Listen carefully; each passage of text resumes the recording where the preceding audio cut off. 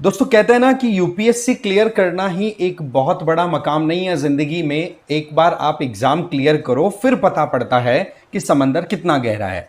Actually हुआ कुछ ऐसा है कि हरियाणा कैडर के आईपीएस ऑफिसर पूरन कुमार, उन्होंने एलिजेडली कथित तौर पर खुद की जान ले ली गोली मार करके, और साथ में एक नोट भी लिखा है और उस नोट में बहुत सी चीजें रिवील की है कि जिस तरीके से शेड्यूल्ड कास्ट का रिप्रेजेंटेशन टॉप ब्यूरोक्रेसी में बहुत कम है, वहां पर मुझे कैसे कैसे चैलेंजेस का सामना करना पड़ा।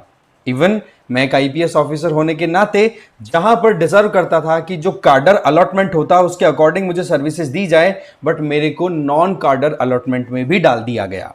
वहां पर जिस तरीके से प्रमोशन होना चाहिए, जो व्हीकल्स अलोकेट होने चाहिए, वहां पर मेरे साथ भेदभाव हुआ। और तो और इनके द्वारा यह भी कहा गया कि मेरी जितनी भी कंप्लेंट्स गई उन कंप्लेंट्स को कोई अटेंशन नहीं दिया गया। तो ये एक ऐसे ऑफिसर थे जो मुखर होकर के सिस्टम के अंदर कुछ भी प्रॉब्लम दिख रही थी उनको सीधा हाईलाइट किया इन्होंने। बट वहीं दूसरी तरफ एक स्टोरी दूसरी भी चल रही है कि इनके द्वारा अपने एक गुर्गा या फिर कहें अपने एक रिप्रेजेंटेटिव के थ्रू एक लिकर कॉन्ट्रैक्ट के बेसिस पर ब्राइब की डिमांड की गई थी। तो यहां पर हम इन दोनों मामलों को डिटेल में समझेंगे कि एक्चुअल में क्या यहां पर स्टोरी चल रही है, किस तरीके से आईपीएस पूरन ने अपनी तरफ से पूरी बातें कही है कि भाई सिस्टम में कैसे कैसे प्रॉब्लम्स आ रही थी जिसके चलते आज मुझे मेरी जिंदगी तक खत्म करनी पड़ रही है। वहीं दूसरी तरफ एक और केस जो मैंने बताया इन्हीं से रिलेटेड कि वहां पर इनके खिलाफ में ब्राइबरी मतलब रिश्वत लेने का केस भी चल रहा है। इनके द्वारा कास्ट बायस का मुद्दा उठाया गया, एडमिनिस्ट्रेटिव इश्यूज को उठाया गया। तो यहां पर एक बड़ी इंपॉर्टेंट बात यहां पर दिमाग में आ रही है कि क्या खुलकर बोलना किसी के लिए घातक हो सकता है? लग तो कुछ ऐसा ही रहा है।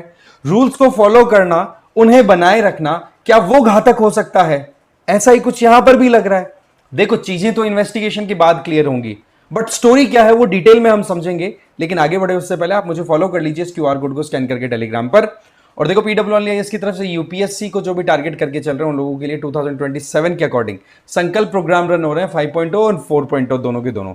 आप ज्वाइन कर सकते हो अपनी रिक्वायरमेंट के अकॉर्डिंग। यहां पर जीएस क्लासेस दी जाएंगी जिसमें प्रीलिम्स, मेंस और इंटरव्यू के हिसाब से तैयारी होती है। डिस्क्रिप्शन बॉक्स जरूर चेक कर लेना आप। तो बात कुछ ऐसी है, हरियाणा कैडर के आईपीएस ऑफिसर वाई पूरन कुमार जो 52 साल के थे। अब आप 52 साल के थे, इसका मतलब आप जान के चलो कि 8 साल ऐड करते हैं आप हो गए 60 साल के। इसका मतलब 8 साल 2025 से ऐड करें तो 2033 में इनका रिटायरमेंट था।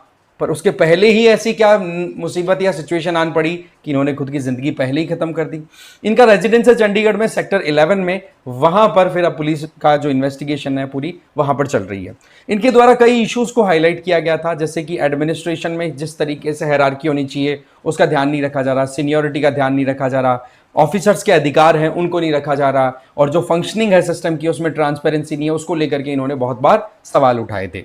ये 2001 बैच के आईपीएस ऑफिसर थे, आंध्र प्रदेश से बिलोंग करते थे, राइट। और आप देखोगे कि इनके द्वारा बहुत सी चीजों पर एक पॉइंट को हाईलाइट किया गया कि भाई एक तो शेड्यूल्ड कास्ट का जो रिप्रेजेंटेशन है, एक जो हायरार्की है उसमें शेड्यूल्ड कास्ट का रिप्रेजेंटेशन कम है, और है भी तो उनको बहुत ज्यादा ह्यूमिलिएशन और हैरेसमेंट का सामना करना पड़ता है। बेसिकली इनके द्वारा इंजीनियरिंग की गई थी और फिर उसके बाद में जब इनको हरियाणा कार्डर मिला तो उन्होंने कई डिस्ट्रिक्ट्स में अपनी सर्विसेज दी, फिर चाहे वो अंबाला हो, कुरुक्षेत्र हो। इसके अलावा इंस्पेक्टर जनरल ऑफ पुलिस के तौर पे भी इन्होंने काम किया अंबाला रोहतक वाले रीजन में। इसके अलावा होम गार्ड, टेलीकम्युनिकेशन और दूसरे की डिपार्टमेंट्स में भी इनके द्वारा काम किया गया। रिटायरमेंट जो था वो शेड्यूल था 2033 में, बट इन्होंने अपनी जान पहले ही ले ली। यह अपने आप में बहुत दुखद बात है कि जहां पर एक इंडिविजुअल पूरे देश को सर्व करने के लिए काम करता है तो उसके द्वारा ऐसा कदम लिया जाए, फिर चाहे वजह कुछ भी हो, चाहे इंडिविजुअल की हो या फिर पूरे डिपार्टमेंट की या फिर हमारे सिस्टम का फेलियर हो। इस तरीके से एसेट्स जो है हमारे देश के इंपॉर्टेंट एसेट्स, उनका खत्म होना ये इरिपेरेबल डैमेज हो जाता है, राइट। इसके अलावा इश्यूज क्या थे हरियाणा गवर्नमेंट के साथ में इनके, वो देखते हैं। पिछले कुछ सालों में इनके द्वारा कई एडमिनिस्ट्रेटिव और प्रोसीजरल डिस्प्यूट्स हाईलाइट किए गए कि हरियाणा सरकार के अंदर मामला ठीक नहीं चल रहा है अगर प्रशासन की बात की जाए। पिछले साल अप्रैल में इनके द्वारा एक तरीके से जो इनको कार अलोकेट की गई थी उस कार को इन्होंने रिटर्न कर दिया स्टेट पुलिस डिपार्टमेंट को, और ये कहा कि मेरे को जो कार मिलनी चाहिए वो कार मुझे नहीं मिली। अब देखो, जो रैंकिंग होती है उसके अकॉर्डिंग कार अलॉटमेंट होती है। किसी को थार अलॉटमेंट होती है, किसी को बोलेरो, किसी को एक तरीके से फॉर्च्यूनर, वो डिपेंड करता है, राइट। तो वो कार इनके द्वारा मतलब सबमिट कर दी, रिटर्न कर दी, बोला मेरी कैटेगरी के अकॉर्डिंग मुझे नहीं दिया जा रहा, मेरी रैंक के अकॉर्डिंग। और इनके द्वारा कहा गया कि services are discriminatory and selective, और यहां पर मेरे साथ में सही ट्रीटमेंट नहीं हो रहा। फिर इस बात को इन्होंने उस टाइम के चीफ सेक्रेटरी हरियाणा में थे टीवीएस एंड प्रसाद, उनको भी लेटर लिख करके कहा था। और इनके बाद में आप देखोगे उस टाइम पर जो आप कह सकते हो कि पूरन कुमार जो हैं, इनको आईजीपी मतलब एक तरीके से inspector general of police telecommunication में डाल दिया था। और वहां पर जो डायल नंबर 112 होता है इमरजेंसी रिस्पांस प्रोजेक्ट, वहां पर भी इनके द्वारा काम किया गया। बट इस बात को लेकर के इनके द्वारा सवाल उठाया गया कि क्या ये कार्डर अलॉटमेंट वाली सर्विसेज थी क्या, जहां पर आप एक प्रॉपर हायरार्की के बेसिस पर देखो कि हाँ भाई प्रमोशन भी पॉसिबल होता है, ट्रांसफर भी पॉसिबल होता है, और एक होता है नॉन कार्डर वाले जिन सर्विसेज में ना कोई हायरार्की होती है, ना ट्रांसफर, ना प्रमोशन का कोई स्कोप दिखता है। तो इस तरीके से इनके द्वारा कई चीजें उठाई गई। इसके अलावा इनके द्वारा एक सवाल उठाए गए कि जो आईपीएस ऑफिसर 1991, 96, 97 और 2005 बैच के थे, उनकी प्रमोशन टाइमली हो रहे थे, सही समय पे हो रहे थे, और जबकि ये 2001 बैच के थे तो बोला मेरा प्रमोशन टाइम पे नहीं हुआ।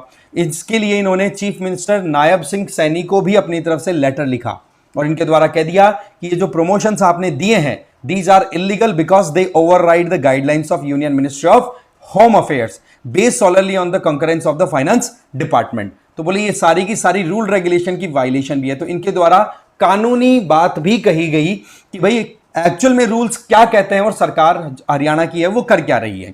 फिर इसी लेटर में इनके द्वारा कहा गया कि अक्टूबर 11 2022 को I had submitted a representation to the additional chief secretary of the home department TVS and Prasad requesting that the officers of 2001 batch be considered for the promotion to DIG rank. इनके द्वारा कहा गया कि डीआईजी रैंक के ऊपर promotion होना चाहिए, but बोला हमारी प्रमोशन डीआईजी रैंक पे नहीं हुई। तो इस तरीके से बोला होम मिनिस्ट्री की जो गाइडलाइंस है कम से कम आप उनको फॉलो तो करो, जो प्रमोशन होना चाहिए जिस रैंक के साथ में आप 2005 के बैच वालों को आप प्रमोशन दे रहे हो बट 2001 के बैच को रोक रहे हो, तो ये चीजें बिल्कुल सरासर न्याय संबद्ध नहीं है, गलत है। साथ ही साथ इनके द्वारा एरियर और इनकी डिमांड भी की गई।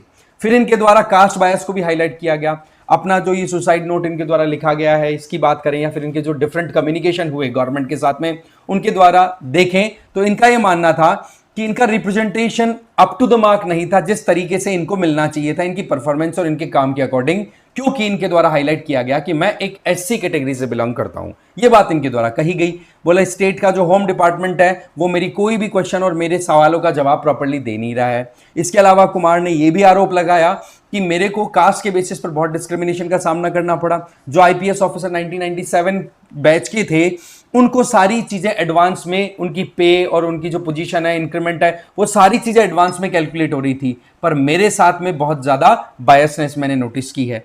पिछले साल की अगर बात करें तो इनके द्वारा 5 डिफरेंट कंप्लेंट्स डाली गई थी कि मेरे साथ में बहुत ज्यादा हरासमेंट हो रहा है, मेरा ह्यूमिलिएशन हो रहा है। और ज्यादातर अगर देखें तो जो सीनियर आईएएस ऑफिसर्स हैं जिनके पास में आप देखोगे कि 2 महीने का ये जो एक तरीके से एक्सपीरियंस एक्स्ट्रा माना जाए, तो उनके साथ में बैठना उठना और ये चीजें मेरे को ठीक नहीं लग रही हैं। इवन जब इनका ये हरासमेंट और ह्यूमिलिएशन का केस जब गया, इन्होंने जो कंप्लेंट डाली, तब एक कमेटी कॉन्स्टिट्यूट हुई थी इस मामले को इन्वेस्टिगेट करने से रिलेटेड, जिसमें आईएएस ऑफिसर्स थे। तो उसको भी लेकर के इन्होंने अपनी तरफ से ऑब्जेक्शन दे दिया कि देखो ये आईएएस ऑफिसर बिल्कुल मेरे खिलाफ में ही जवाब देने वाले हैं, तो मैं इस कमेटी के खिलाफ में भी जाता हूं। फिर इनके द्वारा मार्च 2023 में गवर्नमेंट के द्वारा होमगार्ड आईजीपी के तौर पर इनको जब पोस्टिंग दी गई थी, ठीक है, तो उस टाइम इनके द्वारा कहा गया कि क्या ये कार्डर अलॉटमेंट के अकॉर्डिंग है क्या, आप ये बताओ। जिस तरीके से मुझे अलॉटमेंट होनी चाहिए कैडर के अकॉर्डिंग, हरियाणा में कैडर जो बनता है, जो गवर्नमेंट की हायरार्की के हिसाब से बना हुआ है, उसके हिसाब से मुझे अलोकेशन क्यों नहीं हो रही है। क्योंकि कैडर सर्विस और नॉन कैडर सर्विस में क्या होता है कि कैडर सर्विसेज है ना, इसमें तो नंबर ऑफ पोजीशन भी सेटल्ड होती है, स्ट्रक्चर बनी रहती है जिसमें प्रमोशन ट्रांसफर इनकी पोजीशनिंग क्लियर रहती है। वहीं पर नॉन कार्डर सर्विसेज होती है ना, इनकी पोजीशन डेफिनेट स्ट्रक्चर के बेसिस पे नहीं होती है, एक मतलब अलग ही साइड में ले जाकर के किसी आइलैंड टाइप डिपार्टमेंट में आप डाल देते हो, तो वहां पर ना तो हॉरिजॉन्टल मोबिलिटी होती है जहां पर ट्रांसफर लेकर के कोई बंदा अपनी जगह चेंज कर सके, ना वर्टिकल चेंजेस हो सकते हैं, मोबिलिटी है जहां प्रमोशन ले सके। तो इनके द्वारा यही सवाल उठाया गया था कि मुझे नॉन कार्डर सर्विस में क्यों डाला गया जबकि मैं एक आईपीएस ऑफिसर हूं। तो ये सारी चीजें इनके द्वारा हाईलाइट की गई। फिर इनके द्वारा होम डिपार्टमेंट जो है उसको इन्फॉर्म किया गया और पंजाब हरियाणा हाईकोर्ट तक मामला पहुंचा कि ये कार्डर अलॉटमेंट का जो प्रोसेस है ये होम मिनिस्ट्री के अकॉर्डिंग जो गाइडलाइंस इश्यू हो रखी है वो की जाए। क्योंकि ये सारा का सारा मामला मेरी कैटेगरी शेड्यूल्ड कास्ट से रिलेटेड है, तो मुझे इंसल्ट, ह्यूमिलिएट और हारस करने के लिए इस तरीके से मेरी पोजीशन सेट की गई है। 2022 में इनके द्वारा अनऑथराइज्ड कंस्ट्रक्शन के लिए भी ऑब्जेक्शन किया गया था। आप देखोगे सिरसा जो है वहां पर पुलिस लाइन जो है वहां पर एक मंदिर बनाने का प्रोसेस स्टार्ट हुआ, तो उस केस को लेकर के इनके द्वारा वहां पर रजिस्टर कराया गया एक ऑब्जेक्शन कि भाई ये पब्लिक प्रॉपर्टी है, पुलिस का जो एरिया है वहां पर आप मंदिर कैसे बना सकते हो। तो इस तरीके से इनके द्वारा एक कहते हैं ना कि बैक टू बैक एक रिबेलियस अप्रोच भी इनके द्वारा रखी गई। बट अगेन वही बात कि क्या आवाज उठाना अपने आप में घातक साबित हो सकता है।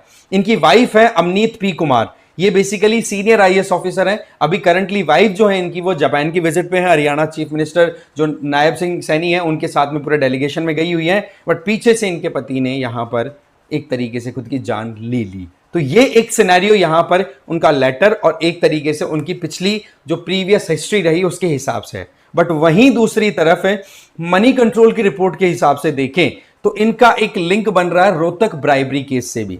हरियाणा पुलिस ऑफिशियल्स के अकॉर्डिंग यह कहा जा रहा है कि रोहतक में एग्जेम्प्टी असिस्टेंट सब इंस्पेक्टर नाम है सुशील कुमार, उनके द्वारा एक लिकर कॉन्ट्रैक्टर से 2.5 लाख रुपए की ब्राइब की डिमांड की गई।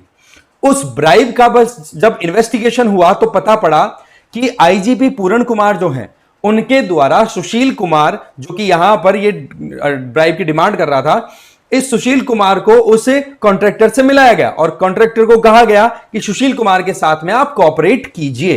तो इस तरीके से एक ये भी स्टोरी यहां पर डेवलप हो रही है कि लिकर को लेकर के एक लिकर कॉन्ट्रैक्टर को लेकर के 2.5 लाख रुपए की ब्राइब की डिमांड की गई, जो कि पूरण कुमार के रिप्रेजेंटेटिव सुशील कुमार के द्वारा की गई थी। और उस बात को लेकर के जब सुशील कुमार को अरेस्ट करके इन्वेस्टिगेट किया गया, क्योंकि वो अभी जुडिशियल कस्टडी में है सुशील कुमार, तो इंटेरोगेशन के ड्यूरिंग उसने क्या कहा, he allegedly confessed that he was collecting money on the IGP's instruction. Officials also claim to have audio video evidences of the bribe negotiation. तो ये एक अलग ही नया एक कहते ना कि मोड़ आ गया है इस पूरे केस के अंदर, क्योंकि सुशील कुमार के अंदर खिलाफ तो देखो प्रिवेंशन ऑफ करप्शन एक्ट का मामला है वो लग रहा है, ठीक है, बट वहीं पर पूरण कुमार का नाम आ जाए उसको साइड करने के लिए पूरण कुमार ने अपनी जिंदगी का अंत कर दिया। एक ये अलग ही स्टोरी आ रही है। तो यहां पर अभी इन्वेस्टिगेशन होनी बाकी है।